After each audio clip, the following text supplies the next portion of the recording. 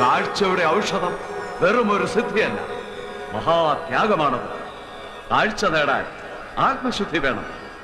ഔഷധം സേവിച്ച് പൗർണമി രാത്രിയുടെ യാമങ്ങളിൽ ഇരുട്ടറയിൽ കിടന്ന് സൂര്യോദയം വരെ പ്രാർത്ഥിക്കാൻ നിന്നെ വിശ്വസിച്ചവരോട് പറയൂ.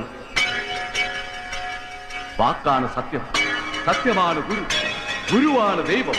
വാക്കാണ് സത്യം, സത്യമാണ് ഗുരു, ഗുരുവാണ് ദൈവം.